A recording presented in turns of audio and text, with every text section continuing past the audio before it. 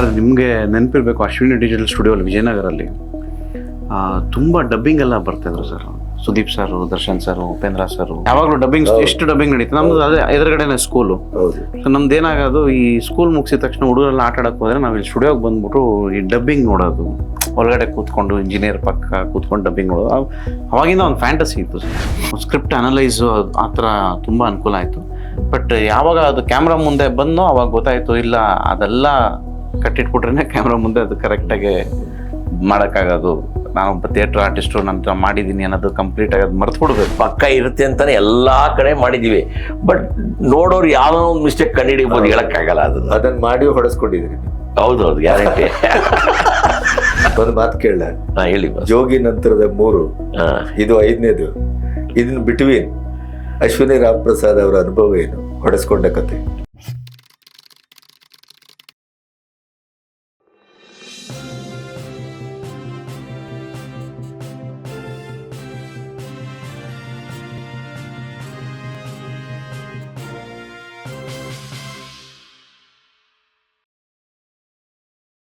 ನಮಸ್ತೆ, ಬಿ ಗಣಪತಿ ಚಾನೆಲ್ಗೆ ಸ್ವಾಗತ.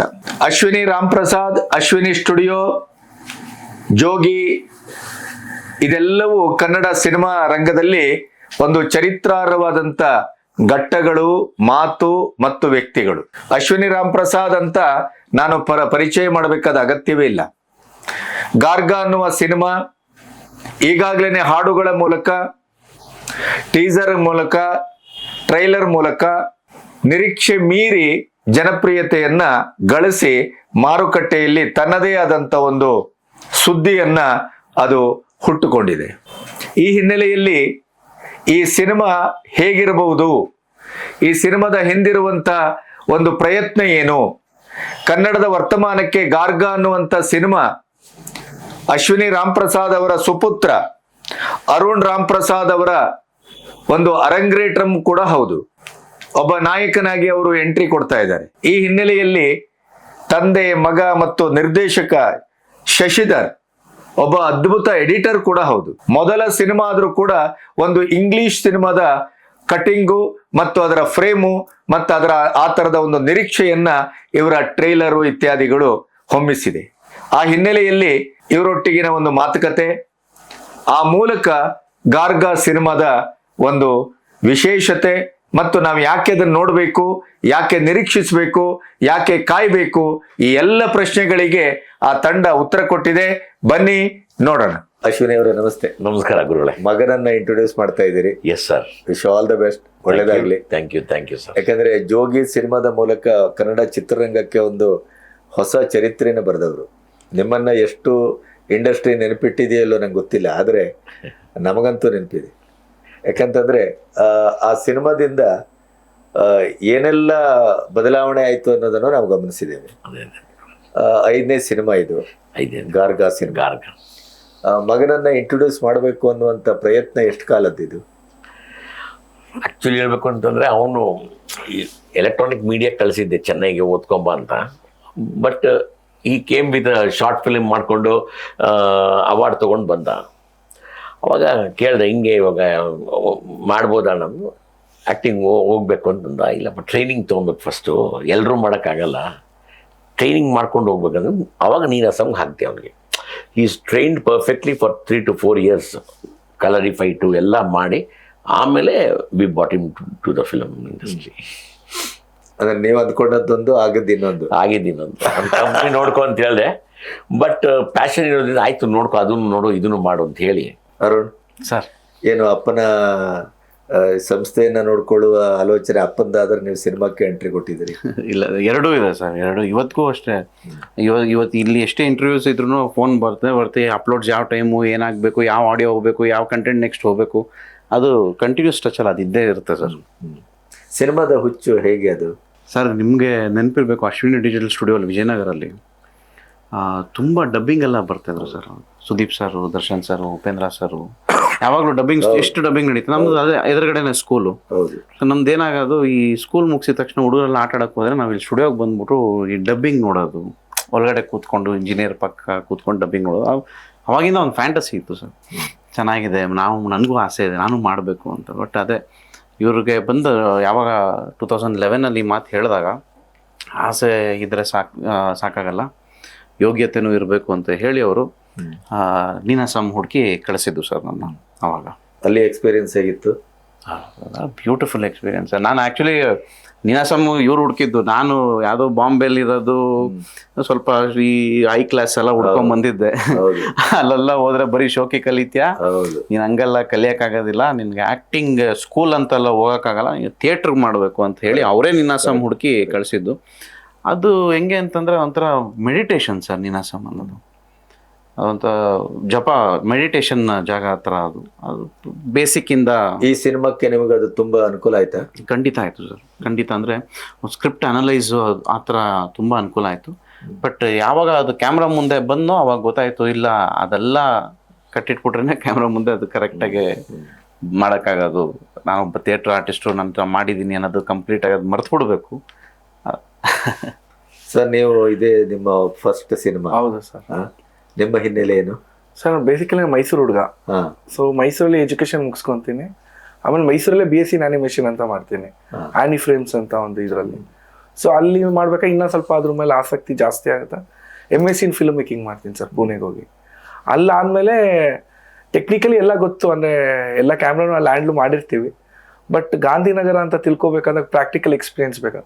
ಅವಾಗ ನಾನು MSc ಮುಗಿಸ್ಕೊಂಡು ಮತ್ತೆ ಆಫೀಸ್ ಬಾಯ್ಗೆ ಸೇರಿ ಅಲ್ಲಿಂದ ಅಸಿಸ್ಟೆಂಟ್ ಡೈರೆಕ್ಟರ್ ಆಗಿ ಆ ಸಿನಿಮಾ ಮ್ಯಾನೇಜರ್ಸ್ ಹೆಂಗೆ ವರ್ಕ್ ಮಾಡ್ತಾರೆ, ಲೈಟ್ ಬಾಯ್ಸ್ ಹೆಂಗೆ ವರ್ಕ್ ಅದು ಗೊತ್ತಾಗುತ್ತೆ ನನಗೆ. ಅದಾದಮೇಲೆ ಹಂಗೆ ಪ್ರೊಡಕ್ಷನ್ನು ಎಲ್ಲರೂ ಪರಿಚಯ ಆಗ್ತಾರೆ.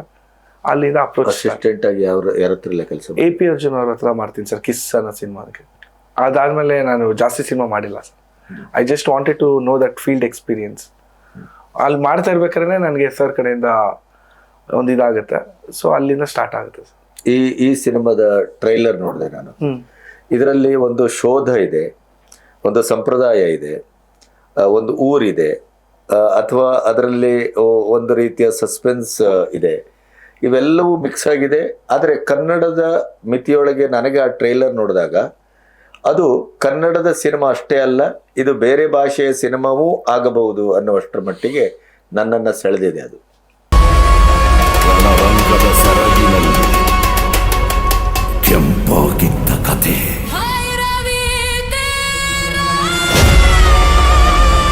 ಕಣ್ಣಿಗೆ ಕಾಣಿಸ್ದೇ ಇರೋ ರಕ್ತದ ಕಲೆ ತುಂಬಿರೋ ಭೂಮಿಯದು. ನನಗೆ ಇಷ್ಟ ಆಗಿದೆ. ಸೊ ಈ ಸಿನಿಮಾ ಹುಟ್ಟಿದ್ದು ಹೇಗೆ, ಅಥವಾ ಯಾವ ಜಾನರ್ ಇದು, ಏನನ್ನು ಹೇಳಲಿಕ್ಕೆ ಹೊರಟಿದ್ರಿ, ಏನ್ ಕತೆ? ಎಕ್ಸಾಕ್ಟ್ಲಿ ಏನು ಹೇಳಕ್ ಹೊರಟಿಲ್ಲ ಸರ್. ಇಟ್ಸ್ ಪ್ಯೂರ್ ಎಂಟರ್ಟೈನ್ಮೆಂಟ್ ಮಾಡ್ಬೇಕು ಅನ್ನೋದು ಒಂದು ಇತ್ತು. 2 ಅವರ್ ಏನು ಒಂದು ಸಿನಿಮಾ ನೋಡ್ತೀವಿ ನಾವು ಒಬ್ಬ ಆಡಿಯನ್ ಆಗಿ. ವಿ ಎಕ್ಸ್ಪೆಕ್ಟ್ ಅಲ್ಲ ಸರ್, ಏನೋ ಒಂದು ಬೇಕು ಹಿಂಗೆ. ಮತ್ತೆ ಒಬ್ಬ ರೈಟರ್ ಆಗಿ ಯೋಚನೆ ಮಾಡ್ಬೇಕಾದ್ರೆ ಇದು ಹಿಂಗೆ ಆಗಿರುತ್ತೆ, ಇದು ಈ ಥರ ಆಗಿರುತ್ತೆ ಅಂತ ಒಂದಷ್ಟು ಸಸ್ಪೆನ್ಸ್ ಇಲ್ಲರ್ ಫಿಲ್ಮ್ಗೆ ನಾವೇ ಗೆಸ್ ಮಾಡಿ ಪಕ್ಕದಲ್ಲಿರೋರ್ಗೆ ಹೇಳ್ತೀವಿ, ಸ್ಪಾಯ್ಲರ್ಸ್ ಥರ, ನೋಡಿ ನೆಕ್ಸ್ಟ್ ಹಿಂಗೆ ಮಾಡ್ತಾನೆ ಅವನು ಅಂತ ಅಂದ್ಬಿಟ್ಟು.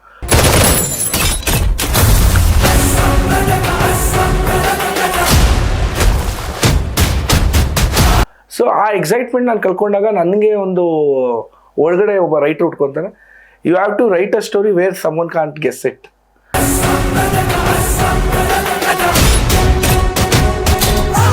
ಸೊ ಅಲ್ಲಿಂದ ಸ್ಟಾರ್ಟ್ ಆಗುತ್ತೆ ಸರ್. ಆಗ ಒಂದು ಪರಶುರಾಮ ಕೊಡ್ಲಿ ಕಥೆಯನ್ನು ನಾನು ಓದಿದಾಗ ಅದ್ರ ಮೇಲೆ ಸ್ವಲ್ಪ ಇಂಟ್ರೆಸ್ಟ್ ಜಾಸ್ತಿ ಆಗುತ್ತೆ. ಆ ಕೊಡ್ಲಿನ ಇಟ್ಕೊಂಡು ಕತೆ ಬರೆಯಕ್ಕೆ ಸ್ಟಾರ್ಟ್ ಮಾಡ್ತೀನಿ ಸರ್. ಇದು ಸಾಮಾನ್ಯವಾದ ಕೊಡಲಿ ಅಲ್ಲ. ಆ ಕೊಡ್ಲಿ ಸಹ ಇನ್ಸ್ಪಿರೇಷನ್ ಅಷ್ಟೇ. ಆ ಕೊಡ್ಲಿನ ಇಟ್ಕೊಂಡು ಒಂದು ಫ್ಯಾಂಟಸಿ, ಒಂದು ಅಡ್ವೆಂಚರ್ಸ್ ಡ್ರಾಮಾ ಮಾಡಿದ್ರೆ ಹೆಂಗೆ ಬರುತ್ತೆ ಅಂದ್ಬಿಟ್ಟು ಈ ಒಂದು ಲೂಪ್ ಹೋಲ್ಸ್ ನಾನು ಬೇರೆ ಏನು ಹುಡುಕ್ತಾ ಇದೆ ಅದನ್ನೆಲ್ಲ ನಾನು ಸರಿ ಮಾಡ್ಕೊಂಡ್ಬಂದೆ ನನ್ನ ಕಥೆಯಲ್ಲಿ. ಸೊ ಸರ್ಗೆ ಹೇಳಿದಾಗ ಅವ್ರು ಆ ಎಕ್ಸೈಟ್ಮೆಂಟ್ ನನಗೆ ಕಾಣುತ್ತೆ. ಸೊ ಆಮೇಲೆ ಅವರೊಂದು ಎಕ್ಸ್ಪೀರಿಯನ್ಸಲ್ಲಿ ಲಾಸ್ಟ್ ಕ್ಲೈಮ್ಯಾಕ್ಸಲ್ಲಿ ನೋಡಿ, ಇದೊಂದು 2 ಪಾಯಿಂಟ್ ಯಾಕೋ ಹೊಡಿತಾ ಇತ್ತು, ಸ್ಟಾರ್ಟಿಂಗಿಂದ ಚೆನ್ನಾಗಿ ತರ್ತೀಯ, ಈ 2 ಪಾಯಿಂಟು ಅವ್ರ ಸ್ಟೈಲಲ್ಲಿ ಹೇಳ್ತಾರೆ, ನಿಮ್ಗೆ ಗೊತ್ತಿದೆ ಅವರು ಆ ಸ್ಟೈಲಿಗೆ ಈ 2 ಪಾಯಿಂಟ್ ಹೊಡೆದ್ರೆ ಒಡ್ಸ್ಕೊಳ್ತಿದ್ದು, ಹೋಗಿ ಚೇಂಜ್ ಮಾಡ್ಕೊಬಾ. ನಾನು ಅದನ್ನು ಚಾಲೆಂಜ್ ಆಗಿ ತೊಗೊಂಡು ನಾನು ಚೇಂಜ್ ಮಾಡ್ಕೊಂಡು ಬರ್ತೀನಿ ಸರ್. ಬಂದಾಗ ಅಲ್ಲಿಂದ ಗಾರ್ಗ ಅನ್ನೋದು ಟೇಕ್ ಆಫ್ ಆಗುತ್ತೆ. ಅಂದರೆ it's going on sir. Exactly message ಥರ ಏನಿಲ್ಲ, ಒಂದು ಪ್ಯೂರ್ ಎಂಟರ್ಟೈನ್ಮೆಂಟ್ ಸರ್. ಒಂದು ಯಾವುದೋ ಒಂದು ಇದ್ರ ಬಗ್ಗೆ ಹೇಳ್ತಾ ಇದ್ದೀನಿ ಅಥವಾ ಒಂದು ಜನದ ಬಗ್ಗೆ ಹೇಳ್ತೇನೆ ಆ ಥರ ಏನಿಲ್ಲ ಸರ್. ಒಂದು ಒಳ್ಳೆ ಕತೆ ಹೇಳಿದ್ದೀನಿ ಸರ್. ನಾವು ಹೋಗ್ತಾ ಇರೋ ಊರಿಗೆ ನ್ಯಾವಿಗೇಷನ್ ಸಿಗಲ್ಲ, ನೀವಲ್ಲಿ ಹೋದ್ರೆ ರಕ್ತಕಾರಿ ಸಾಯ್ತೀರಾ. ಸರ್, ನೀವು ಸಿನಿಮಾದಲ್ಲಿ ನಿಮ್ಮ ಎಕ್ಸ್ಪೀರಿಯನ್ಸನ್ನು ನಾನು ಕೇಳಬೇಕಾಗಿಲ್ಲ, ನೀವು ಹೇಳಬೇಕಾಗಿಲ್ಲ, ಅದೆಲ್ಲರಿಗೂ ಗೊತ್ತಿದೆ. ಚಾರಿತ್ರಿಕವಾದಂಥ ಒಂದು ಹಿಟ್ಟನ್ನು ಕೊಟ್ಟಂತ ನೀವು ನಿಮ್ಮ ಮಗನ ಇಂಟ್ರಡ್ಯೂಸ್ ಮಾಡುವಂಥ ಹೊತ್ತಿನಲ್ಲಿ ಒಬ್ಬ ಹೊಸ ಹುಡುಗನ ಕೈಯಲ್ಲಿ ಕೊಡುವಂಥ ಧೈರ್ಯ ಏನು? ಆ ಲೈನ್ ಹೇಳಿದ್ದು ರೀತಿ, ಆಮೇಲೆ ಆ ಕಂಟೆಂಟ್ ಇರೋ ಒಂದು ಇದು. ಸೊ ಹೊಸಬ್ರು ಹಳಬ್ರು ಅನ್ನೋದಕ್ಕೆ, ಇನ್ನು ಹಳಬ್ರು ಅಂತಂದ್ರೆ ನಾನು ಮಾಡ್ತೀನಿ ನೀಟಾಗಿ ನೀನು ಕೂತ್ಕೊಂಡವ್ರು ಸ್ವಲ್ಪ ಜಾಸ್ತಿ ಜನ. ನಿಮ್ಗೇನು ಹೇಳುವುದೇ ಇಲ್ಲ ಅವರು, ಮಾಡಿದ್ಮೇಲೆ ಗೊತ್ತಾಗುತ್ತೆ. ನಾವು ತೀರಂದ್ರೆ ಇನ್ನು ಗಲಾಟೆಗಳು ಶುರು ಆಗುತ್ತೆ. ಇವನು ಆ ಥರ ಅಲ್ಲ, ಏನು ಹೇಳೋದು ನೀಟಾಗಿ ತೆಗ್ದ, ಅದಕ್ಕೋಸ್ಕರ ನಾನು ಹೊಸಬ್ರಾಗಿ ಕಂಟ್ರೋಲ್ ಇರುತ್ತೆ ಅಂತ ಅಂದ್ಬಿಟ್ಟು. ಅಂದ್ರೆ ಅವ್ರ ಮೇಲೆ ಕಂಟ್ರೋಲ್ ಅಂತಲ್ಲ, ಪ್ರಾಡಕ್ಟ್ ಕಂಟ್ರೋಲ್ ಇರುತ್ತೆ, ನಮಗೆ ಗೊತ್ತಾಗುತ್ತೆ ಏನು ಆಗ್ತಾ ಇದೆ ಅನ್ನೋದಕ್ಕೆ. ಅದಕ್ಕೋಸ್ಕರ ನಾನು, ಆಮೇಲೆ ಲೈನ್ ಚೆನ್ನಾಗಿತ್ತು, ಎಕ್ಸಿಕ್ಯೂಷನ್ ನೀಟಾಗಿ ಮಾಡ್ತಾ ಇದ್ದ. ಸೊ ಅದಕ್ಕೋಸ್ಕರ I selected his line different ಆಗಿ ಇರಲಿ ಅಂದ್ಬಿಟ್ಟೆ ಚೂಸ್ ಮಾಡಿದೆ ಗುರುಗಳೇ.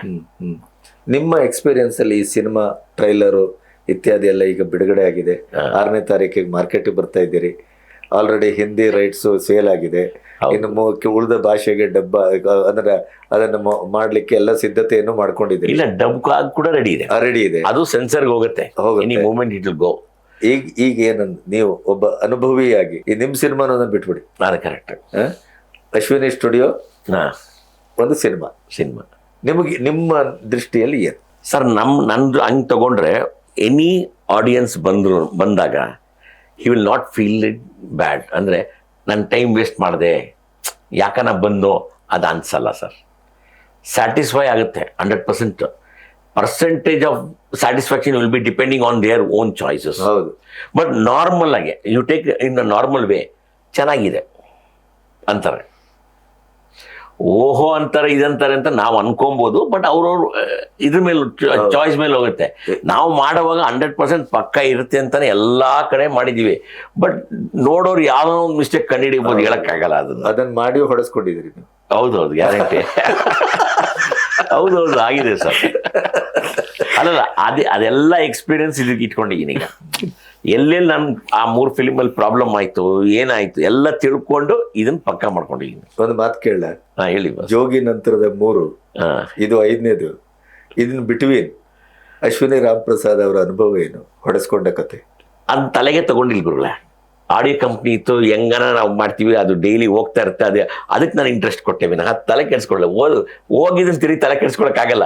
And whatever we have lost, it's some percentage of the first film profit.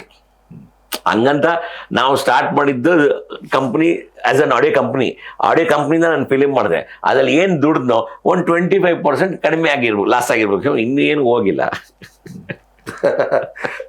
ಇದೇ ಜಗತ್ತು ಗೊತ್ತಿರಲಿಲ್ಲ. ಅಲ್ಲ, ಟು ಬಿ ಫ್ರಾಂಕ್ ಹೇಳ್ತೀನಿ. ನಿಮಗಾದ ನೋವೇನು ಇಂಡಸ್ಟ್ರಿಯಿಂದ? ಆ ಥರ ಏನು, ವ್ಯಕ್ತಿಗಳಿಂದ, ನಂಬಿದವರಿಂದ, ಬೆಳೆದವರಿಂದ ಸುಮಾರು ಅದು ಹೇಳ್ಬಿಟ್ರೆ ನಮ್ಮವರೇ ಬಂದ್ಬಿಟ್ಟು ನಮ್ಮವರೇ ಇದು ಮಾಡೋದು ಸರ್. ಟು ಬಿ ಫ್ರಾಂಕ್ ಹೇಳ್ತೀನಿ, ಕೇಳಿ.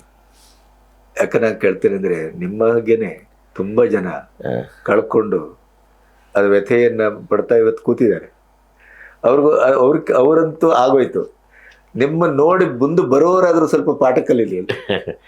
ಇಲ್ಲ, ಆ ಥರ ಅಂದರೆ ಸ್ವಯಂ ಪ್ರೇರಿತ ಅಪರಾಧ ಅನ್ನೋದು ಯಾವುದೂ ಇಲ್ಲ ನಂದು. ನಾನು ಆ ಥರ ಏನು ಇದಾಗಿಲ್ಲ. ಆ 3 ಫಿಲ್ಮ್ ಓಕೆ, ನಾನು ಅದು ಒಬ್ಬರು ನಮ್ಮ ಇದು ಮಾಡಿದೆ, ಅವ್ರ ಮೇಲೆ ಬಿಟ್ಟೆಲ್ಲ ಆಯ್ತು, ಓಕೆ ಫೈನ್. ಹಂಗೆ ಲೆಕ್ಕ ಹಾಕೊಂಡ್ರು ವಾಟ್ ಎವರ್ ಅರ್ನ್ಡ್ ಇನ್ ಜೋಗಿ, ಒಂದು 25% V lost in the 3 films. Companies in profit only, ಹಂಗೆ ಲೆಕ್ಕ ಹಾಕೊಂಡ್ರೆ. ಸೊ ಅದನ್ನು ನಾನು ತಲೆಗೆ ತೊಗೊಂಡಿಲ್ದಂಗೆ ನಾನು ಕಂಟೆಂಟ್ ಏನು ಮಾಡಬೇಕು, ಇದನ್ನು ಏನು ಮಾಡಬೇಕು ಅದನ್ನು ನಾನು ಮಾಡ್ಕೊಂಡು ಹೋಗ್ತಾನೆ ಇದ್ದೆ. ಸೊ ನನ್ನ ಹತ್ರ ಇರೋ ಒಬ್ಬ ಹುಡುಗ ರಾಜೀವ್ ಅಂತ, ಅಣ್ಣ ಸುಮ್ಮನೆ ಕೂತ್ಕೊಳ್ಳೋದು ಬೇಡ, ಒಂದು ಸಣ್ಣ ಪಿಕ್ಚರ್ ಮಾಡೋಣ ಅಂದ. ಆರಾಮಾಗಿ ಕಂಪ್ನಿ ಮಾಡ್ಕೊಂಡೋಗಿದ್ದೀವಿ, ಸುಮ್ಮನಿರಪ್ಪ ಅಂದೆ. ಇಲ್ಲ ಅಣ್ಣ, ನನ್ನ ಫ್ರೆಂಡ್ ಒಬ್ರು ಇದ್ದಾರೆ, ಇವ್ ಕರ್ಕೊಂಬರ್ತೀನಿ ನಾನು. ಇನ್ನು ಈ ಜೊತೇಲಿ ಕೆಲಸ ನಮ್ಮ ಹತ್ರ ಕೆಲಸ ಮಾಡೋರಿಗೆ ನನ್ನ ಮಾತು ಕೇಳಲ್ಲ ಇವರು ಅನ್ನೋದು ಬರ್ಬಾರ್ದು. ಆಯ್ತು ಕರ್ಕೊಂಬಾರ ನೀನು ಅಂತ ಅಂದ್ಬಿಟ್ಟು ಕರೆದೆ. ಕ್ಯಾನ್ಸಲ್ ಮಾಡೋಕು ಅಂತಲೇ ತಲೆಯಲ್ಲಿ ಇವನು ಬಂದು ಹಿಂಗೆಲ್ಲ ತೆಗೆದು, ನಾನು ಆ್ಯನಿಮೇಟ್ರು ಅದು ಇದು ಪೂನಾದಲ್ಲಿ ಮಾಡಿದ್ದೀನಿ, ಸರ್ಟಿಫಿಕೇಟ್ ಎಲ್ಲ ಮುಚ್ಚಿಬಿಡು ಮಗ, ಕತೆ ಹೇಳು ಅಂದೆ. ನಾನು ಕತೆ ಹೇಳು ಅಂತ. ಯಾಕಂದ್ರೆ ಅಲ್ಲಿವರೆಗೆ ಕತೆ ನೀವು ಕೇಳಿದ್ದೆ, ಅದು ಅಲ್ಲ ಇವರು ಹೇಳಿದ್ದು ಪೂಲಾಗಿ ಹೇಳೋದು ಕತೆ ಕೇಳಿದ್ದು ಅಂದ್ರೆ ಅದು ಇಂಡಸ್ಟ್ರಿಯಲ್ಲಿ ಕೇಳಿದ್ದು ಏನೋ. ಆಮೇಲೆ ಅಂದೆ, ನನಗೆ 10 ನಿಮಿಷದಲ್ಲಿ ಕತೆ ಹೇಳ್ಬೇಕು ಅಂದೆ. ಅವನು ಯಾರನ್ನ ಕತೆ ಹೇಳೋರು ಅಂದರೆ ಸರ್ ಓಪನಿಂಗು ಅಂತ ಅಂತಾರೆ, ಅಲ್ಲಿಂದ ಬಂದು ಇಲ್ಲಿ ಕೂತ್ಕೊಂಡು ಹಿಂಗೆಲ್ಲ ಶುರು ಮಾಡ್ತಾರೆ. ಹೌದು. ನನಗೆ ಅದು ಬೇಡ. ಕೋರ್ ಪಾಯಿಂಟ್ ಏನು ಹೇಳಕ್ ಹೊರಟಿದ್ಯಾ, ಪ್ಲಾಟ್ ಏನು, how you going to explain, ಅದನ್ನು ಹೇಳೋ ಒಂದೇ. ಅವ್ನು ಪಾಪ ಏನೋ ಅನ್ಕೊಂಬರ್ಬೇಕು ಅಂತ ಬಂದ ಅದೆಲ್ಲ ಬಿಟ್ಬಿಟ್ಟು ಆಮೇಲೆ ನೀಟಾಗೆ ಶುರು ಮಾಡ್ಕೊಂಡ. 15 ನಿಮಿಷ ಮೇಲೆ 1 ಸೆಕೆಂಡ್ ನಾನು ಕೂತ್ಕೊಳ್ಳಲ್ಲ ಅಂದೆ. ಇಲ್ಲ ನಾನು ಆಯ್ತಾಯ್ತು ಅಂತ. ಅವ್ನು ಹೇಳೋ ಲೈನ್ ಹೆಂಗಿತ್ತು ಅಂತ ನನಗೆ ಸ್ವಲ್ಪ ಇಂಟ್ರೆಸ್ಟಿಂಗ್ ಆಗಿ ಬಂತು ಸರ್, ಟು ಬಿ ಫ್ರ್ಯಾಂಕ್ ಹೇಳ್ತೀನಿ. Because I have invested so much depending on that line. So ಆವಾಗ ಇನ್ನು ಸ್ವಲ್ಪ ಎಲಾಬ್ರೇಟ್ ಮಾಡಿ ಈ ಪೋರ್ಷನ್ ಹಿಂಗೆ ಅಂತ ನಾನೇ ಮಾಡ್ಕೊಂಡು 1 hour ಆಯ್ತು ಕೇಳೋಷ್ಟಲ್ಲಿಗೆ. ಎಲ್ಲ ಕೇಳಿದ್ಮೇಲೆ ಲಾಸ್ಟಿಗೆ ಒಂದು ಕರೆಕ್ಷನ್ ಕೊಟ್ಟೆ. ಇದು 100% ರಾಂಗ್ ಇದೆ, ಕೋರ್ ಪಾಯಿಂಟೇ ರಾಂಗ್ ಇದೆ, ಇದನ್ನು ಚೇಂಜ್ ಮಾಡಿದ್ರೆ ನೀನು ಮಿಕ್ಕಿದೆಲ್ಲ ವರ್ತ್ ಆಗುತ್ತೆ ಅಂದೆ. ಆಮೇಲೆ ನಮ್ಮ ಹುಡುಗನಿಗೆ ಹೇಳಿದೆ, ಅವ್ನು ನಾನು ಕೊಟ್ಟಿರೋ ಚೇಂಜಸ್ 15 ನಿಮಿಷ ಬೇಕು ಅವ್ನಿಗೆ, ನೀನು ನಡಿ ಕೆಲಸ ನೋಡ್ಕೊಳ್ಳೋಣ ಸುಮ್ಮನಿರು ಅಂದೆ. ಹೋದ 2 hour ವಾಪಸ್ ಬಂದು, ಸರ್ ರೆಡಿ ಇದಾರಂತೆ ಸರ್, ಅದು ಸ್ಟೋರಿ ಮಾಡಿದೆ. ಲವ್ ಏನು ಹೇಳ್ತಾ ಇದೆಯಾ? ಆಯ್ತು ಅದೇ ಮಾಡಲ್ ಇದೀನಿ ಕರಿ ಅಂದೆ. ಸರ್ ನಾನು ಇವನು ಹೋದ್ಮೇಲೆ ನಾನು as a maker or whatever, ನನ್ನ ಆಡಿಯೋ ಕಂಪ್ನಿ ಇರೋದನ್ನ ಡ್ರಾಮಾ ಎಲ್ಲ ಮಾಡಿ ಅಭ್ಯಾಸ, ಹೆಂಗೆ ಚೇಂಜ್ ಮಾಡ್ಬೋದು, ಹೆಂಗೆ ಲಿಂಕ್ ಮಾಡ್ಬೋದು ಅಂತ ಯೋಚನೆ ಮಾಡ್ತಾನೆ ಇದ್ದೆ. ಇನ್ನೂ ಅದು ತಲೆ ಹಾಕಿರಲಿಲ್ಲ. ಇವನು ಬಂದ ನೆರೇಷನ್ ಹೇಳ್ದ, ಸರ್ ಇದು ಆ್ಯಟ್ಸ್ ಆಫ್ ಅಂದೆ ನಾನು. ಓ ಸೂಪರ್ ಅಂದೆ. ಆವಾಗ ನಾನು ಕಾನ್ಫಿಡೆಂಟ್ ಬಂತು, ಓ ಇಲ್ಲ ಇವನು ಕೇಳಿ ಮಾಡಿಸ್ಬೋದು ಅಂತ. ಯಾಕೆ ಹೊಸಬ್ರು ನಾನು ಸೆಲೆಕ್ಟ್ ಮಾಡಿದೆ ಅಂದರೆ ಅರ್ಜಿರುತ್ತೆ ಸರ್ ಮಾಡಬೇಕು ಅಂತ. ಹೌದು. ದೊಡ್ಡವ್ರು ಅಂದ್ರೆ ಎಲ್ಲ ಮಾಡ್ಬಿಟ್ಟು ಯಾವುದೋ 100ರಲ್ಲಿ 1 ಬಾರೋ ಅಂತಾರೆ. ಇವನು ಹಂಗಲ್ಲ, ಇವನು ಲೈಫ್ ಅಂತ ಕಾಯ್ಕೊಂಡಿರ್ತಾನೆ. ಕರೆಕ್ಟ್. ನನಗೆ ಅದು ಬೇಕಿತ್ತು. ಆಮೇಲೆ ಔಟ್ ಆಫ್ ಹೋಗಿ ನಾನು ಬಿಡಲ್ಲ, ನೀಟಾಗಿ ಹೇಳ್ಕೊಂಡು ಹೋಗ್ಬಂದು ನನ್ನ ಮೇಲೆ ನನಗೆ ಕಾನ್ಫಿಡೆನ್ಸ್ ಇತ್ತು. ಅದಕ್ಕೋಸ್ಕರ ವರ್ಕೌಟ್ ಮಾಡಿ ಸ್ಟಾರ್ಟ್ ಮಾಡಿದ್ದು ಪಾಸ್. ಇದು ದೆವ್ವ ಇದೆಯೋ ಭಯಾನಕ ಪ್ರಾಣಿ ಇದೆಯೋ ಗೊತ್ತಿಲ್ಲ. ಅರುಣ್, ಈ ಸಿನಿಮಾ ಅನುಭವ, ನಿರ್ದೇಶಕರು ಇವೆಲ್ಲ ಇಟ್ಕೊಂಡು ಹೇಳೋದಿದ್ರೆ ಏನು ಹೇಳ್ತೀರಿ ಸರ್? ನಮ್ಮಿಬ್ರದ್ದು ರಿಲೇಷನ್ಶಿಪ್ ಹೆಂಗೆ ಅಂತಂದರೆ, ಈ ಟಾಮ್ ಆ್ಯಂಡ್ ಜೆರಿ ರಿಲೇಷನ್ಶಿಪ್ ಇದ್ದಂಗೆ. End of the day everything goes good. But ಆ ಫೈಟ್ ಇತ್ತು ಸರ್. ಏನಕ್ಕೆ ಅಂತಂದರೆ ಕಂಟೆಂಟಿಗೆ, ನಾವು ಮಾಡ್ತಿರೋ ವರ್ಕ್ ಆ ಕ್ವಾಲಿಟಿ ಆಚೆ ಬರೋಕ್ಕೆ ಒಂದು ಹೆಲ್ದಿ ಫೈಟಲ್ಲಿ ಇಲ್ಲ ಇದು ಹಿಂಗೆ ಆಮೇಲೆ ಅವ್ನು ಸ್ಕ್ರಿಪ್ಟ್ ಮಾಡುವಾಗಲೂ ಅಷ್ಟೇ, he didn't treat me as just like an actor. ಬಾ ಕೂತ್ಕೋ, ಏನೇನು ಆಗ್ತದೆ ನೋಡು. We are all together for almost full time. ಸ್ಕ್ರಿಪ್ಟಿಂಗಿಂದ ಹಿಡಿದು ಲಾಸ್ಟಲ್ಲಿ ಕಟ್ಟೆ ಹೇಳೋವರೆಗೂ ಒಂದು ಡಿಸ್ಕಷನಲ್ಲಿ ಒಂದು ಜೊತೆಗೆ ಟ್ರಾವೆಲ್ ಮಾಡಿದ್ದಂಥ ಒಂದು ಸಿನಿಮಾ ಸರ್ ಇದು.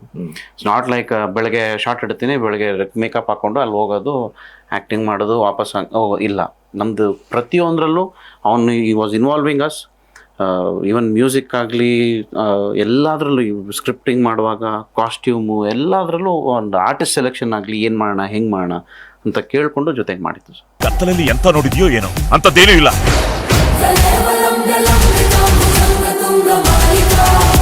ಇವತ್ತಿನ ಸಂದರ್ಭದಲ್ಲಿ ಬಂದ ದೊಡ್ಡವರ ಸಿನಿಮಾಗಳೆಲ್ಲವೂ ಬೀಳ್ತಾ ಇದೆ. ಹೊಸಬರ ಮೇಲೆ ಭರವಸೆಗಳು ಜಾಸ್ತಿ ಇದೆ. ಹೊಸಬರ ಸಿನಿಮಾ ಚೆನ್ನಾಗಿ ಬರ್ತಾನೂ ಇದೆ, ಆದರೆ ಅದಕ್ಕೆ ಮಾರ್ಕೆಟಿಂಗು ಇಲ್ಲ. ಆದರೆ ನಿಮ್ಮ ಅದೃಷ್ಟ ಅಂದರೆ ಅಶ್ವಿನಿ ರಾಮ್ ಪ್ರಸಾದ್ನಂಥವರೇ ಇದ್ದಾರೆ. ಅವರೇ ನಿರ್ಮಾಪಕರು, ಅವರ ಡಿಸ್ಟ್ರಿಬ್ಯೂಷನು ಇತ್ಯಾದಿ ಎಲ್ಲ ನಾವು ನೋಡಿದ್ದೀವಿ. ಹಾಗಾಗಿ ಆ ಭಯ ಇಲ್ಲ ನಿಮಗೆ. ಒಂದು ಒಳ್ಳೆಯ ಸಿನಿಮಾ ಆದರೆ ಅದನ್ನು ಮುಟ್ಟಿಸುವ, ಯಾವ ಲೆವೆಲ್ಗೂ ಮುಟ್ಟಿಸಬಲ್ಲಂಥ ತಾಕತ್ತು ಅವ್ರಿಗಿದೆ. ಅದರಲ್ಲೂ ಅವ್ರ ವೀಕ್ನೆಸ್ಸು ಮತ್ತು ಪ್ಲಸ್ ಅಂದರೆ ಅವ್ರ ಮಗ ಇದ್ರೆ ಇರೋ, ಹಾಗಾಗಿ ಅವ್ರು ಬಿಡುವಾಗಿಲ್ಲ. ಆಯಿತಾ? ಇಷ್ಟೆಲ್ಲ ಅದರ ಪ್ಲಸ್ ಪಾಯಿಂಟ್ ಇದೆ. ಮತ್ತು ನಿಮ್ಮ ತಾಕತ್ತೇನು ಅನ್ನೋದ್ರ ಬಗ್ಗೆ ಅವರು ಜಡ್ಜ್ಮೆಂಟ್ ಮಾಡಿದ್ದಾರೆ, ನಿಮ್ಮ ಟ್ರೇಲರು ಹೇಳ್ತಾ ಇದೆ. ಸೊ ನೀವು ಇಡೀ ಸಿನಿಮಾವನ್ನು ಯಾವ ರೀತಿ ಕಟ್ಟಿದ್ರಿ, ಆ ಸಿನಿಮಾದ ಅನುಭವ ಏನು, ಆ ಹುಡುಗ ನಿಮ್ಮ ಹೊಸಬನಾಗಿಯೂ ಎಷ್ಟು ಮಟ್ಟಿಗೆ ಒದಗಿದ್ದಾನೆ ಸರ್? ಫಸ್ಟ್ ನನಗೆ ಚಾಲೆಂಜ್ ಮಾಡಿದ್ದು ಜೋಗಿ ಸಿನಿಮಾ ಪ್ರೊಡ್ಯೂಸರ್ಸ್ ಸರ್. ಜೋಗಿ ಅನ್ನೋದು ಒಂದು ಮೈಲ್ಗಲ್ಲು ಸರ್. ಅಂದರೆ ನಾವು ಈಗ ಏನೇ ಇರ್ಬೋದು, ಬಟ್ ಆ ಜೋಗಿ ಅನ್ನೋದನ್ನ ರೀಕ್ರಿಯೇಟ್ ಮಾಡೋಕೆ ಆಗಲ್ಲ. ಇವತ್ತು ಯಾರೇ ಆಗಲಿ ಸರ್, ಅದು ಜೋಗಿನೇ ಒಂದೊಂದು ಶಾರ್ಟ್ ಒಂದೊಂದು ಕತೆ ಹೇಳುತ್ತೆ ಅದರಲ್ಲಿ. ಆ ಪ್ರೊಡಕ್ಷನ್ ಕಂಪ್ನಿಯಲ್ಲಿ ನಾನು ಸಿನಿಮಾ ಮಾಡ್ತಾ ಇದ್ದೀನಿ ಅಂದಾಗ whether can I reach the expectations ಅಂತ ಫಸ್ಟ್ ಕ್ವಶನ್ ನನಗೆ ಬರುತ್ತೆ ಸರ್. ಅಲ್ಲಿ ಒಂದು ಫಸ್ಟ್ ರೆಸ್ಪಾನ್ಸಿಬಿಲಿಟಿ ಬರುತ್ತೆ. ನೆಕ್ಸ್ಟ್ ಏನಂದರೆ ಅರುಣ್, ಈಗ ಪ್ರೇಮ್ ಸರಿಂದ ಹಿಡ್ದು like you name a director, ಎಲ್ಲರೂ ಅವ್ರ ಫೋನ್ ಲಿಸ್ಟಲ್ಲಿ ಇರುತ್ತೆ. ಎನಿ ಪ್ರೊಡಕ್ಷನ್ ಕಂಪ್ನಿ ಆದ್ರೆ ಎನಿ ಟೆಕ್ನಿಷಿಯನ್, ಎಂಥ ರೈಟರ್ಸ್ ಬೇಕಾದ್ರೂ ಸಿಗ್ತಾರೆ. ಯಾರ ಹತ್ರ ಸ್ಟೋರಿ ತಂದು ಬೇಕಾದ್ರೆ ಇನ್ನೊಬ್ಬ ಡೈರೆಕ್ಟರ್ ಕೈಲಿ ಮಾಡಿಸೋಷ್ಟು ಕಾಂಟ್ಯಾಕ್ಟ್ಸ್ ಮತ್ತು ಎಕ್ಸ್ಪೀರಿಯನ್ಸ್ ಇವ್ರಿಗಿದೆ.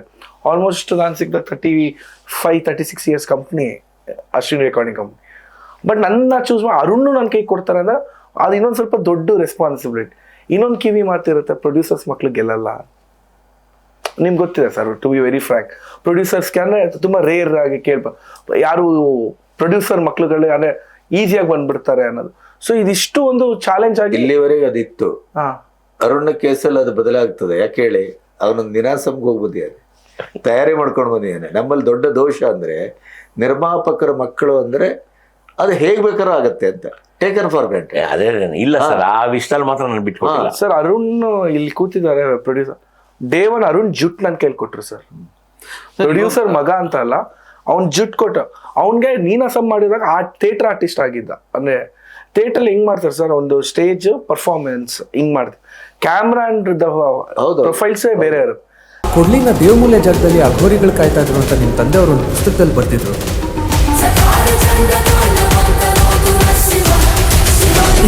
ಡೇವನ್ ನಾವ್ ಹೇಳಿದ್ರು, you forget the theatre artist ಅನ್ನೋದನ್ನ, ಬಿ ಅನ್ ಆರ್ಟಿಸ್ಟ್. ಕ್ಯಾರೆಕ್ಟರ್ ಏನ್ ಕೇಳುತ್ತೆ ಅಷ್ಟೇ, ನೀನ್ ಹೆಂಗ್ ನಿಂತ್ಕೋಬೇಕು ಅವೆಲ್ಲ ನಾವು ಡಿಸೈಡ್ ಮಾಡ್ತೀವಿ. ಯು ಹ್ಯಾವ್ ಟು ಆಕ್ಟ್ ಅಷ್ಟೇ. ಆ ಕ್ಯಾರೆಕ್ಟರ್ ಜಸ್ಟಿಫಿಕೇಶನ್ ಕೊಡ್ಬೇಕು. ಇನ್ನ ಲೈಟ್ ಮಾಡೋದು, ಕ್ಯಾಮ್ರಾ ಆಂಗಲ್ ಇಡೋದು, ಅದಕ್ಕೆ ನಮ್ಮ ಡಿಪಾರ್ಟ್ಮೆಂಟ್ಗಳು ಇರ್ತೀವಿ. Will do. ಫಸ್ಟ್ ನಾವು ಅರುಣ್ನ ಕಟ್ ಮಾಡಿದ್ದೆ ಅಲ್ಲಿ ಸರ್. You forget everything. ಅಲ್ಲಿ ಅರುಣ್ಗೆ ನಾವು ಮತ್ತೆ ಈ ತರ ಒಂದು ಚಿಕ್ಕ ಚಿಕ್ಕ 5D ಕ್ಯಾಮ್ರಾಗಳು ಇಟ್ಕೊಂಡು ನಾವು will do an audition for Arun. Audition ಇವ್ರು ಹೇಳಿದಾಗ್ಲೂ ಅಷ್ಟೇ, ಆಕ್ಚುಲಿ ಈ ಕತೆಗೆ ಹೊಸ ಫೇಸ್ ಬೇಕಾಗಿತ್ತು ಸರ್. ನೀವು ನೋನ್ ಆರ್ಟಿಸ್ಟ್ನ ಹಾಕಕ್ಕೆ ಇರಲಿಲ್ಲ, ನ್ಯೂ ಫೇಸ್, ಸ್ವಲ್ಪ ನೋನು ಸೀರಿಯಲ್ಲು. ನಾನು ಎಲ್ಲೂ ಜಿಮ್ಗೆ ಹೋಗ್ತಾ ಇರುವಾಗ ಅಷ್ಟು ಜನ ಆರ್ಟಿಸ್ಟ್ಗಳು ಅದೇ ಜಿಮ್ಗೆ ಬರ್ತಾಯಿದ್ರು, ನಮ್ಮ ಶ್ರೀನಿವಾಸ್ ಮಾಸ್ಟರ್ ಜಿಮ್ಗೆ. ಆವಾಗ ನಾನು ಅವನು ಕೂತ್ಕೊಂಡು ಡಿಸ್ಕಸ್ ಮಾಡ್ತಾ ಇದ್ವಿ, ಇಲ್ಲ ಇವ್ರು ಚೆನ್ನಾಗಿರ್ತಾರೆ. ನನಗೆ ಗೊತ್ತಿಲ್ಲದಂಗೆ ಇವ್ರು ನನ್ನ ಸೆಲೆಕ್ಟ್ ಮಾಡಿರೋದು. ಇವ್ರು ಹೇಳಿದಾಗ ಶಶಿ ಹೇಳಿದ ಒಂದೇ ಮಾತು, ಸರ್ ನನಗೇನು ಪ್ರಾಬ್ಲಮ್ ಇಲ್ಲ, ನೀವು ಹೆಂಗೋ ರೆಡಿನೂ ಆಗಿದ್ದಾನೆ, ಈ ಥರ ಬಂದಿದ್ದು ನೀನಾಸಂ ಮಾಡಿದ್ದಾನೆ ಅಂತೆಲ್ಲ ಹೇಳಿದ್ದೀರಾ, ಬಟ್ ಒಂದು ಆಡಿಷನ್ ಮಾಡ್ತೀನಿ ಸರ್, ಅದ್ರಲ್ಲಿ ಓಕೆ ಆದರೆ ಮಾತ್ರ ಮಾಡೋಣ ಸರ್ ಅಂತ ಶಶಿ ಹೇಳಿದಾಗ, ಅದು ನಿನ್ನ ಸಿನಿಮಾ, ನೀನು ಟೆಸ್ಟ್ ಮಾಡು, ಅವ್ನಿಗೆ ಯೋಗ್ಯತೆ ಇದೆಯಾ ಮಾಡೋಣ, ಇಲ್ವಾ ಇನ್ನೂ ಟೈಮ್ ಕೊಡೋಣ, ಇನ್ನೂ ಸ್ವಲ್ಪ ರೆಡಿ ಆಗ್ತಾನೆ ಟೈಮ್ ತೊಗೊಂಡು ಅಂತ ಹೇಳಿ ಆಡಿಷನ್ ಮಾಡಾದ್ಮೇಲೆ I was into Karkala.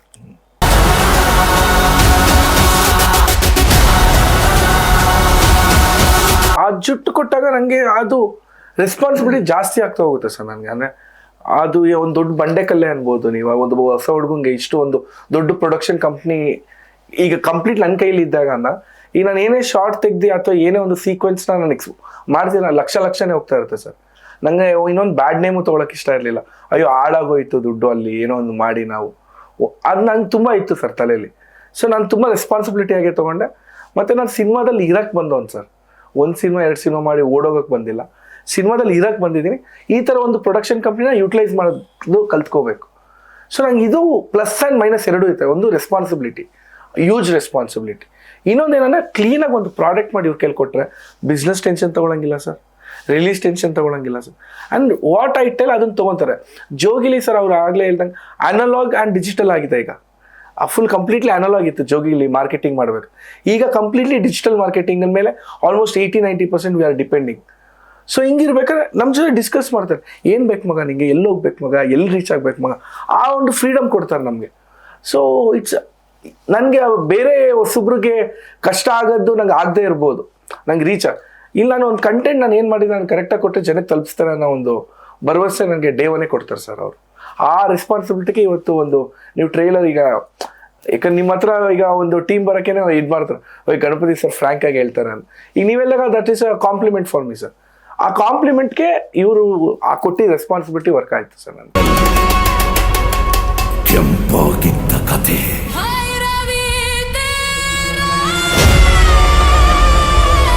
Sir, ನಿಮಗೆ ಈ ಸಿನಿಮಾ ಒಂದು ಎಷ್ಟು ದೀರ್ಘ ಆಯ್ತಾ, ಸಮಯ ಬೇಕಾಯ್ತಾ ಅಥವಾ ಸಮಯ ತಗೊಂಡ್ರ ಹೇಗೆ?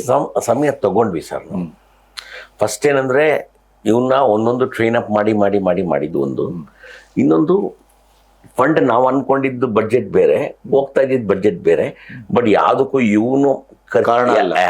ಎಲ್ಲ ಹೇಳಿದ್ರೆ ಡೈರೆಕ್ಟರ್ ಖರ್ಚು ಮಾಡಿಸ್ಬಿಟ್ರು. ಇಲ್ಲ, ನನ್ನ ಇಷ್ಟದ ಪ್ರಕಾರ ನಾನು ಮಾಡ್ಕೊಂಡು ಹೋದೆ ಸರ್. ಇದನ್ನ ನನ್ನ ಪ್ಯಾಷನ್ ನಾನು ಮಾಡ್ಕೊಂಡು ಹೋದೆ. ಸ್ವಲ್ಪ ಆ ಕಡೆ ಈ ಕಡೆ ಲೇಟ್ ಆಯಿತು ವಿನಃ. ಆಮೇಲೆ ರಿಲೀಸ್ ಲೇಟ್ ಆದಾಗ ಇವ್ನ ಟೈಮ್ ಬೇರೆ ನೋಡ್ಬೇಕಲ್ಲ, ರಿಲೀಸ್ ಮಾಡ್ಬೇಕಂದ್ರೆ ಯಾವ ಟೈಮ್ ಚೆನ್ನಾಗಿರುತ್ತೆ. ಫಸ್ಟ್ ಟೈಮ್ ಎಂಟ್ರಿ ಆಗ್ತಾ ಇರೋದು, ದುಡ್ಡು ಹೋಗುತ್ತೆ ದುಡ್ಡು ಬರ್ತೇನೆ, ನಾನು ದುಡ್ಡು ಹೆಂಗೆ ಎತ್ಕೊಂಡ್ಬಿಡ್ತೀನಿ, ತಲೆ ಕೆಡ್ಸ್ಕೊಳ್ಳೋದು ಬೇಡ. ಬಟ್ ಅಟ್ಲೀಸ್ಟ್ ಅವ್ನ ಫ್ಯೂಚರ್ ನಿಲ್ಲಬೇಕು ಅನ್ನೋದಕ್ಕೆ ಆ ಟೈಮೆಲ್ಲ ಕೇಳಿ ಈ ಟೈಮಲ್ಲಿ ಮಾಡಿ ಚೆನ್ನಾಗಾಗುತ್ತೆ ಅಂತ ಹೇಳಿದಾಗ ದೆನ್ ವಿ ಕೇಮ್ ಔಟ್. ಈ ಸಿನಿಮಾದಲ್ಲಿ ಬಹಳ ಘಟಾನುಘಟಿ ಕಲಾವಿದರಿದ್ದಾರೆ, ಕನ್ನಡದವರು, ಬೇರೆಯವರು, ಬೇರೆ ಭಾಷೆಯವರು, ಇದನ್ನ ಹೇಗೆ ಹೋಗಿಸ್ಕೊಂಡ್ರು? ಏನಾದ್ರೆ ಕಾಂಟ್ಯಾಕ್ಟ್ಸ್ ಒಂದು ನಂಗೆ ಚೆನ್ನಾಗಿರೋದ್ರಿಂದ ಸ್ಟೋರಿ ಲೈನ್ ಹಂಗೆ ಹೋಯ್ತು, ಇವ್ರು ಹಾಕಿದ್ರೆ ಚೆನ್ನಾಗಿರುತ್ತೆ, ಇವ್ರು ಹಾಕಿದ್ರೆ ಚೆನ್ನಾಗಿರುತ್ತೆ ಅಂತ ನಾನು ತರ್ತೀನಿ ಬಿಡು, ತಲೆ ಕೆಡ್ಸ್ಕೊಂಬೇಡ ಅಂತ ಒಬ್ಬೊಬ್ರು ಹಂಗೆ ಇದು ಮಾಡಿ ದೆನ್ ಅಂದಲ್ಲೇ ಬಡ್ಜೆಟ್ ಸ್ವಲ್ಪ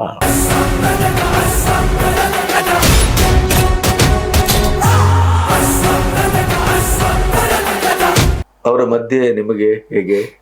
ಫಸ್ಟ್ ಸಿನಿಮಾದಲ್ಲೇ ಕನ್ನಡದ ಉಮಾಶ್ರೀಯಿಂದ ಹಿಡಿದು ಸಾಯಿ ಕುಮಾರ್ ಸರ್, ಸಾಯಿ ಕುಮಾರ್ ಇಂದ ಹಿಡಿದು ಘಟಾನುಘಟಿಗಳಿದ್ದಾರೆ, ಹೌದು, ನಮ್ಮ ಅರುಣ್ ಸಾಗರ್ ವರೆಗೆ ಎಲ್ಲರೂ ಇದ್ದಾರೆ. ಹೌದು. ಹೇಗೆ ಅದು? ನನಗೆ ಅದೊಂದಿತ್ತು ಸರ್ ತಲೆಯಲ್ಲಿ, ನಾನು ಸ್ಟೇಜ್ ಮೇಲೆ ಒಂದು 1000 ಜನ ಮುಂದೆ ಮಾಡಿದ್ದೀನಿ, ಎಲ್ಲ ಮಾಡ್ಬೋದು ಈಸಿ ಅಂತ. ಬಟ್ ರಿಯಾಲಿಟಿ ಹಿಟ್ಸ್ ಇನ್ ಅಂತಾರಲ್ಲ, ಆ ಥರ first day Chikmagalur first shot ಹಿಂಗೆ ನಡ್ಕೊಂಡು ಹೋಗೋದು, ಸಾಯಿ ಕುಮಾರ್ ಸರ್ ಹಿಂಗೆ ತಿರುಗ್ತಾರೆ, ಹಿಂಗೆ ಡೈಲಾಗ್ ಅವ್ರು ಹಿಂಗೆ ತಿರುಗಿ ಹಿಂಗೆ ನೋಡಿದ ತಕ್ಷಣ ಎಲ್ಲ ರಿಯಾಲಿಟಿ ಹಿಟ್ಟಿನ ಆಗ್ಬಿಡ್ತು. ಈ ಸಮಸ್ಯೆಗೆ ಹೇಗೆ ಪರಿಹಾರ ಹುಡುಕ್ಬೇಕು ಅಂತ ನನಗೆ ಗೊತ್ತುಂಟು.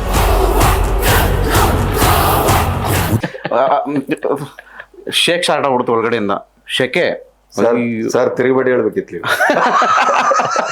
ಆ ಶಾರ್ಟ್ ಹೆಂಗೆ ಅಂದ್ರೆ ಸರ್, ಅಲ್ಲಿ ನಾರ್ಮಲ್ ಆಗಿರ್ತಾರ, ವೆನ್ ಅರುಣ್ ವಿಲ್ ಕಮ್ ಅವ್ರದ್ದೊಂದು ಉಗ್ರ ರೂಪ ತೋರಿಸ್ಬೇಕು ಅವರು. ಇದು ಸಾಮಾನ್ಯವಾದ ಕೊಡಲಿ ಅಲ್ಲ. ಇವನ್ ಫಸ್ಟ್ ಶಾಟ್ ಹಿಂಗ್ ಟರ್ನ್ ಆಗಿ ಅವ್ರಿಗೆ ಗೊತ್ತಲ್ಲ, ಇವನು ನನ್ನ ಮೇಲೆ ಏನೋ ಕೋಪ ಮಾಡ್ಕೊಂಡ್ಬಿಟ್ಟಿದ್ದಾರೆ ಅನ್ನಂಗೆ 2 ಸತಿ ತಗೊಂಡ. 4th time 5th time sir first shot ನಾವು ಇಟ್ಟಾಗ. ಆನೇ ಟೈಮು ಅವ್ರು ಇವನ್ ಜೊತೆ ಈಗ ನಾವು ಕೂತ್ಕೊಂಡು ಮಾತಾಡ್ತೀವಲ್ಲ ಸರ್, ಅಷ್ಟು ಕಾನ್ಫಿಡೆನ್ಸ್ ಝೋನ್ ಕೊಡ್ತಾರೆ ಅರುಣ್ಗೆ. ಅದು ಹೆಂಗಾಯ್ತು ಅಂತಂದರೆ, ಯಾಕೆ ಫಸ್ಟ್ ಅಲ್ಲೇನು ಕೇಳಿದ್ರು, ಏನು ಪ್ರಾಬ್ಲಮ್ ಆಯಿತು ಅಂತ. ತುಂಬ ಜನ ಇದ್ರಲ್ಲ, ಸರ್ ಅದೇನಿಲ್ಲ ಮಾಡ್ತೀನಿ, ಒಂದು ನಿಮಿಷ ಬಾ ಅಂತ ಕ್ಯಾರವನ್ನು ಕರ್ಕೊಂಡು ಹೋಗ್ಬಿಟ್ರು. ಕೂತ್ಕೊ, ಏನು ಪ್ರಾಬ್ಲಮ್ ಸರ್? ಫಸ್ಟ್ ಟೈಮ್ ಈ ಥರ ನಾನು ನಿಮ್ಮ ಜೊತೆ ಆ್ಯಕ್ಟ್ ಮಾಡ್ತಿರೋದು ತುಂಬ ಯಾಕೋ ಒಂಥರ ಭಯ ಆಗ್ತದೆ ಸರ್. ನನಗೂ ಅದೇ ಭಯ ಇದೆ, ನಂದು ನಿನ್ನ ಜೊತೆ ಫಸ್ಟ್ ಟೈಮ್ ಅಂದರು ಸರ್. ಅಂದರೆ ಆ ಮಾತು ಒಬ್ಬರು ಅಂಥ ಆರ್ಟಿಸ್ಟ್, ಇವಾಗ ಮೊನ್ನೆ 50 ವರ್ಷ ಆಯಿತು, ಅಂಥ ಆರ್ಟಿಸ್ಟ್ ಒಬ್ಬ ಮೊನ್ನೆ ಬಂದವನ್ಗೆ ಆ ಮಾತು ಹೇಳ್ತಾರೆ ಅಂತಂದರೆ, ಸೊ ಅಲ್ಲಿ ನನಗೆ 50% ಸ್ಟ್ರೆಂತ್ ಬರುತ್ತೆ. ಇನ್ನು 50% ಹೆಂಗಾಯ್ತು ಅಂತಂದರೆ, ಒಂದು ಕೆಲಸ ಮಾಡೋಣ, ಸೀನ್ ಕೊಡು ತಗೋ ಅಂತ ಅಂದ್ಬಿಟ್ಟು ಅಲ್ಲೇ ಒಂದು 5 ಮಿನಿಟ್ಸ್ ಒಳಗಡೆ ಇಡೀ ಸೀನ್ ಡಿಸ್ಕಸ್ ಆಗೋಗುತ್ತೆ. ಅದು ಹಂಗಲ್ಲ, ಹಿಂಗೆ. ಸೊ ಅದು ಅಭ್ಯಾಸ ಆಗೋಗುತ್ತೆ. Every day morning before the short makeup ಎಲ್ಲ ರೆಡಿಯಾಗಿ ಇಬ್ಬರು ನೀವು ಡೈರೆಕ್ಟರ್ ಬಂದು ಕರಿಯೋಕ್ಕೆ ಮುಂಚೆ ಒಂದು 10-15 ಮಿನಿಟ್ಸ್ ಅದು ಐಸ್ ಬ್ರೇಕಿಂಗ್ ಸೆಕ್ಷನ್ ಆಗ್ತಾಯಿತ್ತು. ಹಿಂಗೆ ಕೂತ್ಕೊಂಡು ಡಿಸ್ಕಸ್ ಮಾಡೋದು. That became easy. ಇವನು ನಂದು ಅರುಣ್ ಸಾಗರ್ ಸರ್ದು ಅದೇ ಥರ ಆಗ್ತಾಯಿತ್ತು. ಅವರು he also guided me very well through out the cinema.